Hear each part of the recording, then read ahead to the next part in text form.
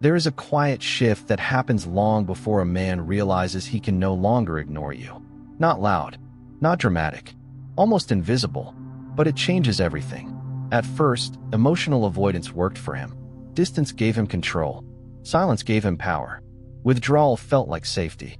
He believed that by stepping back, by delaying, by disappearing emotionally, he could keep his inner world untouched, untested, unexposed. But something has changed now, and you feel it, even if nothing has been said. Because the moment emotional avoidance stops working is the moment you stop chasing clarity, reassurance, or answers. You stop translating his moods. You stop filling the empty space he created. And suddenly, the silence no longer protects him, it exposes him. As Carl Jung said, what you resist not only persists, but grows in size. Avoidance is resistance. Resistance to feeling, resistance to intimacy, resistance to the mirror you unknowingly became for him. You see, avoidance only functions when someone else is willing to carry the emotional weight. When you were explaining, waiting, adjusting, he could disappear without consequence. But now, something inside you has recalibrated.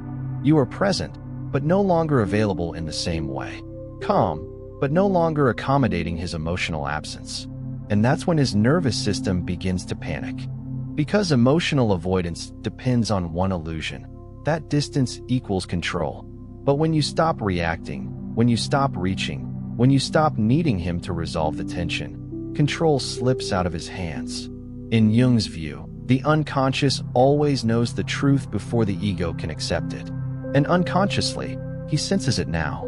He no longer has access to you the way he did before. Your energy has changed. Not colder, not harder, deeper, more contained, more self-held. And here is the paradox. The less you try to reach him, the more he feels reached. Because now, the distance doesn't numb him, it confronts him. He starts feeling what avoidance once protected him from: longing, curiosity, loss, and the uncomfortable realization that you are no longer waiting in the emotional doorway.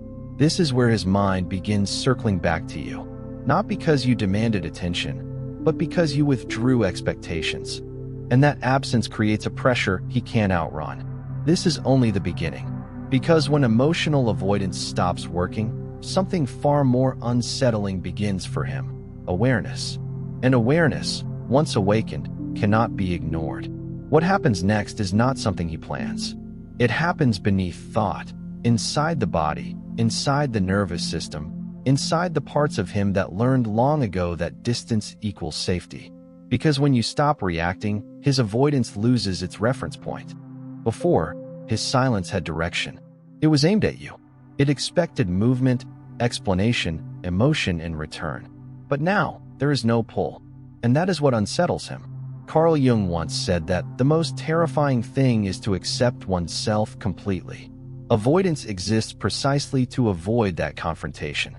But your calm presence, without pursuit, becomes an invitation he didn't ask for and cannot unsee. Your silence is no longer empty.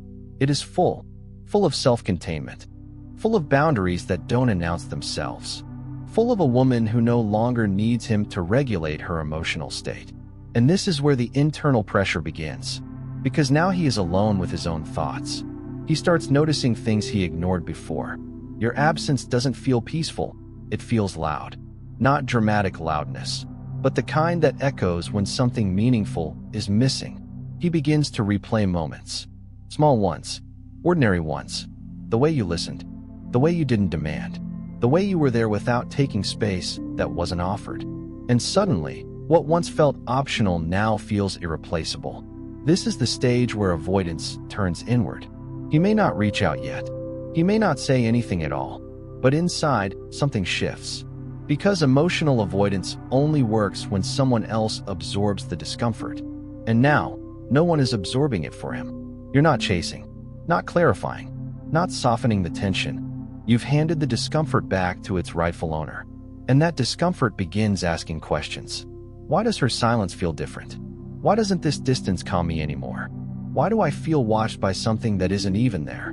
Jung believed that when projection collapses, awareness begins. And this is exactly what's happening. He can no longer project his fear onto your reactions because you've removed them. So now, the fear has nowhere to go, and it turns into attention. This is where he starts noticing you everywhere. In patterns, in pauses, in the quiet moments where he expected relief and instead feels longing. He may still resist. He may still delay, but the truth has already entered. He can't ignore you anymore, not because you demanded to be seen, but because you stopped hiding him from himself. And once that door opens, it never closes the same way again. What unsettles him most is not your absence. It's the fact that you are no longer emotionally reachable in the way he counted on. Before, he could disappear and return, withdraw and reappear, stay undefined while still being emotionally fed. But now, something essential has shifted. You didn't close the door. You simply stopped standing behind it. And this is where his sense of control quietly collapses. Because emotional avoidance is not about independence, it's about regulation. It works only when someone else remains emotionally available, steady, predictable. When that stabilizing force disappears, the avoidant nervous system loses balance. As Jung observed, until you make the unconscious conscious, it will direct your life, and you will call it fate. What he feels now is not fate, it is exposure. He begins to notice that his usual tactics no longer create the same effect. Silence doesn't pull you closer. Distance doesn't make you explain yourself. Ambiguity doesn't keep you orbiting. And that is terrifying for someone who learned that withdrawal equals power. Because now, the power dynamic has inverted. You are no longer reacting. You are responding, if at all, from choice, not urgency. And he feels it. This is the stage where he becomes hyper-aware. He notices your tone, your timing, the way your energy no longer rushes toward him. He senses that something in you has settled, and he was not invited into that inner room. And suddenly, he is the one wondering, what changed? Why does she feel farther even when she's still here? Why do I feel like I'm losing access to something I never thought I could lose?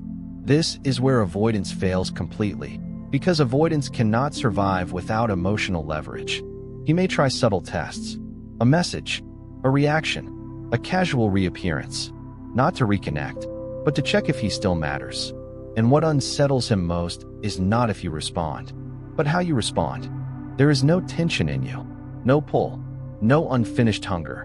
And in that calm, something breaks through him. Because the truth he can no longer avoid is this: you were never asking for too much. You were offering more than he knew how to hold.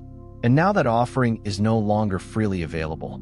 That is the moment he understands, not consciously yet, but deeply, that ignoring you no longer protects him. It isolates him. And isolation, unlike silence, demands reckoning. This is where the story turns. After control dissolves, something far more uncomfortable takes its place. Self-observation. This is the phase he never prepared for. Because avoidance was never about not caring, it was about not feeling too much. But now, without your emotional labor cushioning his distance, every feeling lands directly on him. And it lands heavy. He begins to notice the contradiction inside himself. He wanted space, yet your absence feels intrusive. He wanted freedom, yet your independence feels threatening. This is not logic. This is the psyche correcting itself. Carl Jung spoke often about the moment when the shadow turns toward consciousness. He said that when we can no longer project discomfort outward, we are forced to meet it within. And that meeting is never gentle. Now he is forced to sit with questions he avoided for years. Why does he think about you when there is no demand to do so? Why does your silence feel intentional rather than passive? Why does the idea of you moving forward without him create a quiet urgency he cannot explain? This is where his attention turns inward, not out of growth yet, but out of friction. You have become a reference point, not because you chased him, but because you stopped cushioning his emotional consequences. And something subtle but profound happens here. He starts imagining you without him, not as revenge, not as drama, but as reality. And reality is far more unsettling than fantasy. Because now, the question is no longer, can I keep my distance? It becomes, what do I lose if I do? This is the moment his attention begins bending back toward you. Not confidently, not clearly, but curiously, carefully, almost unconsciously. He may watch more closely, reappear quietly, test the emotional temperature, not to reclaim control, but to orient himself. Because when avoidance collapses, the nervous system looks for grounding. And the only thing that ever grounded him emotionally was you. But here's the difference now. You are no longer anchoring him. You are anchored within yourself. And that makes him feel you more strongly than ever before. This is the phase where he realizes something that cannot be unseen. You were never the one asking for more. He was the one avoiding depth. And once that realization forms, even faintly, ignoring you is no longer an option. Because you are no longer chasing his attention. You have become the quiet standard he now measures himself against. And the story continues. At some point, the fear changes shape. At first, it was vague, a sense of unease, a disruption in his emotional routine. But now, it sharpens into something more focused. You, not the version of you that waited, not the version of you that adapted, the version of you who no longer orbits his uncertainty. This is where avoidance mutates into fixation. Because when he realizes that you are no longer emotionally circling him, his mind begins circling you. Not romantically at first, defensively. The psyche always tries to regain equilibrium before it admits desire. He starts wondering what you are doing, how you are feeling without him, whether you still think about him the way he now thinks about you. And the irony is painful. The moment he stopped being your emotional center, you became his. Carl Jung wrote that the psyche is self-regulating. When one force withdraws, another compensates. Your withdrawal didn't punish him, it activated balance. And balance feels like loss to someone who relied on asymmetry. This is the stage where he checks without touching, watches without appearing, thinks without acting. He tells himself he's just curious, that it means nothing, that he could stop anytime. But he doesn't, because curiosity mixed with regret becomes attachment. And here is the truth he doesn't want to face yet. Your emotional independence did not make you disappear, it made you defined. Defined people cannot be ignored. He begins to sense that you are no longer emotionally available on demand. That access to you now requires alignment, not convenience. And this realization creates tension between who he has been and who he would need to become. That tension hurts. So he sits with it, delays, rationalizes. But the fixation grows quietly. Because the part of him that avoided intimacy now longs for the one person who never forced it. And this longing is unfamiliar territory. He can't numb it with distance anymore. He can't dissolve it with silence. Because silence used to create space, now it creates pressure. And pressure demands movement. This is where the story becomes irreversible. Because once someone starts feeling the absence of a woman who no longer waits, they are already too emotionally involved to truly ignore her. And he knows it, even if he never says it out loud. This is where it becomes undeniable for him. Not dramatic, not confessed, but felt. Because now, even when you are not present, you are active inside his inner world. He notices you in moments that have nothing to do with you. In pauses, in decisions, in the strange discomfort that arises when things go quiet. Before, silence was his refuge. Now, silence carries your imprint. And this is deeply destabilizing. Because emotional avoidance depends on one core belief. If I don't engage, I don't feel. But that belief has collapsed. You are no longer engaging, and yet he feels more. As Jung said, nothing has a stronger influence psychologically on their environment, and especially on their children, than the unlived life of the parent. In this case, you represent the unlived emotional life he postponed. And now it's asking to be acknowledged. He starts sensing you not as a person to interact with, but as a presence that altered him, that is far more dangerous than desire. Desire can be denied. Presence cannot. He begins to realize that you touched something inside him that avoidance can no longer seal. Something that awakened and now refuses to go back to sleep. And the more he tries to distract himself, the clearer it becomes. You are no longer someone he can get back to later. You have become a reference point of depth. And depth is the one thing avoidance cannot tolerate, yet cannot unfeel once encountered. This is the phase where he feels drawn toward you without a plan, without strategy, without knowing what he would even say if he reached out. He just knows one thing. Ignoring you no longer brings relief. It brings tension, because your absence is no longer empty, it is charged. Charged with the awareness that you existed in his life without demanding, without controlling, without collapsing into his fear. And that awareness rewrites something fundamental in him. He may still hesitate, he may still stall, but now, every delay costs him something internally. Because he understands, even if only intuitively, that you are no longer waiting to be chosen. You are already chosen by yourself. And that realization changes how a man experiences loss. Because this time, what he risks losing is not attention. It is connection. And once that fear enters the body, emotional avoidance is officially obsolete. The next phase is where everything accelerates. There is a moment, quiet, internal, irreversible, when he understands that nothing will go back to how it was. Not because you changed the rules, but because you stepped out of the old game entirely.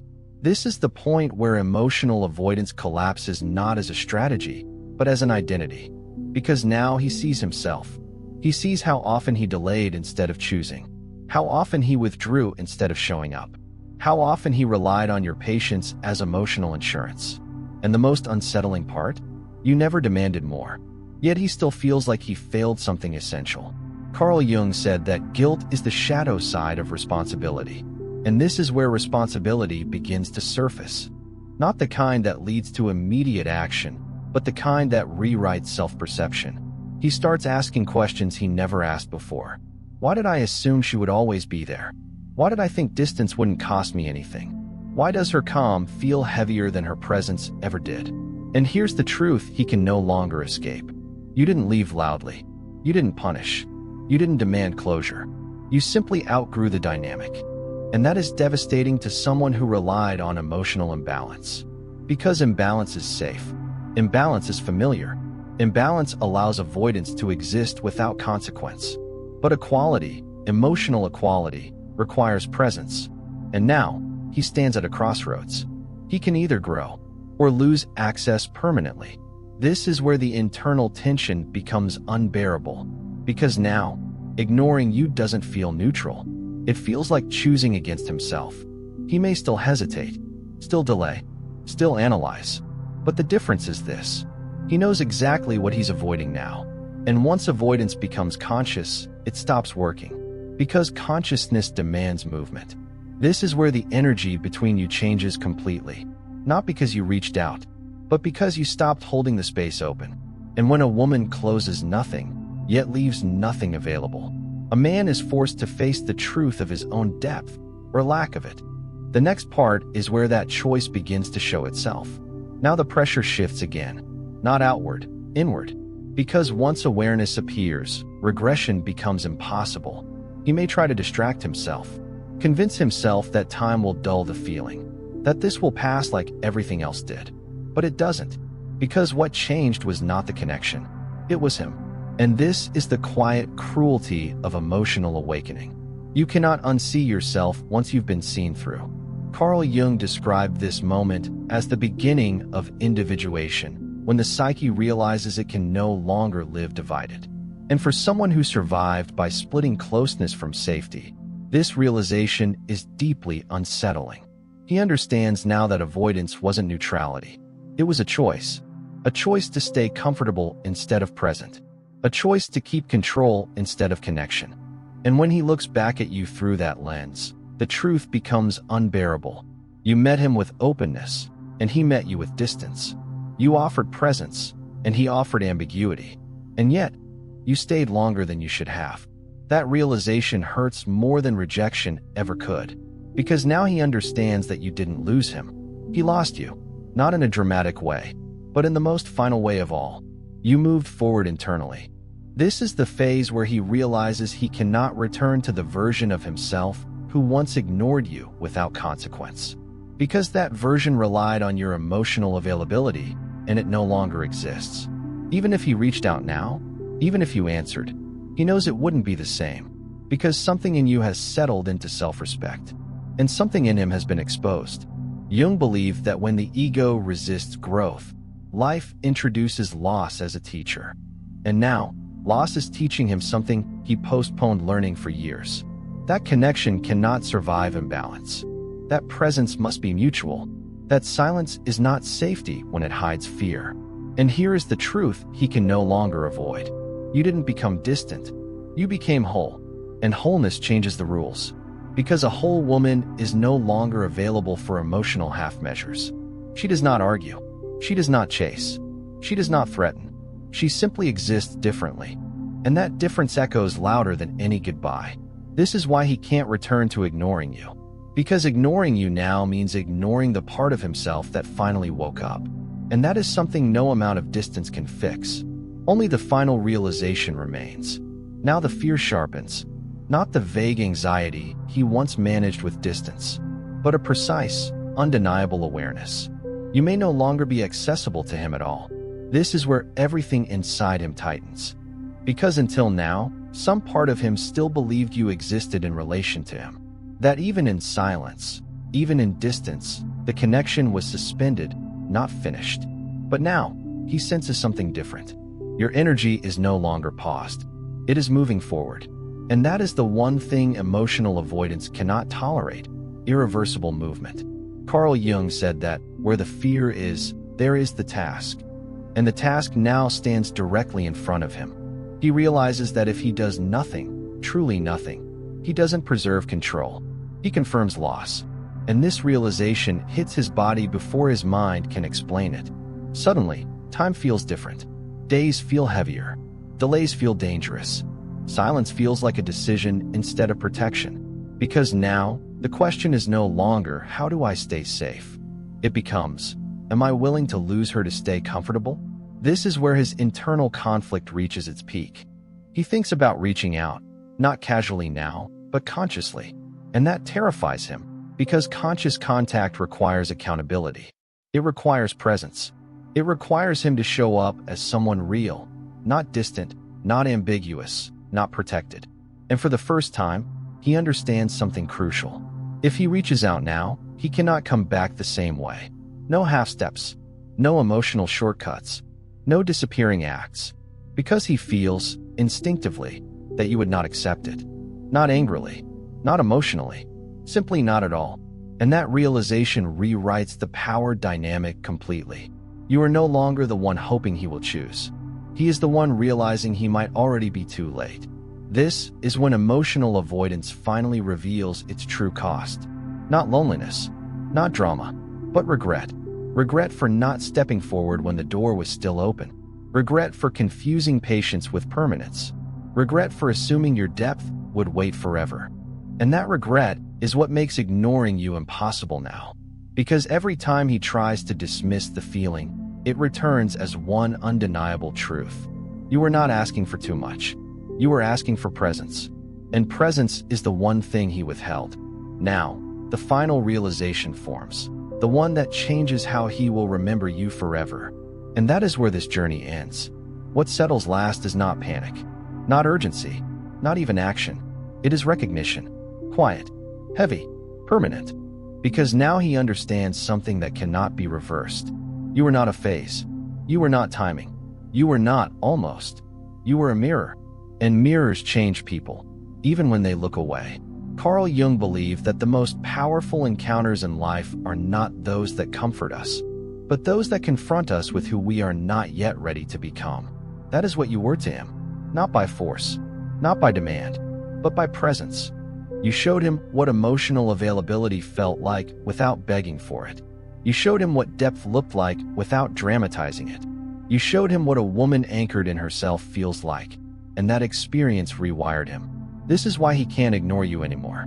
Not because he wants you back, not because he plans to act, but because you live now inside his internal reference system. Every woman he meets after you will be compared, unconsciously, to the calm you carried, the space you held, the way you didn't chase but also didn't disappear. And here is the quiet power of it all. You didn't teach him through explanation. You taught him through absence. Not a punishing absence, a resolved one. And that is the kind of absence that echoes. If he reaches out, it will not be casual. If he stays silent, it will not be peaceful. Either way, you are no longer someone he can reduce. Because you became a turning point. And turning points are never forgotten. even when they are left behind. This is where your story closes, not with him choosing you, but with you choosing yourself so completely that he had no choice but to feel the loss of what that choice meant. And that awareness will follow him longer than your presence ever did. You didn't need to be louder. You didn't need to stay longer. You simply became whole. And wholeness is impossible to ignore.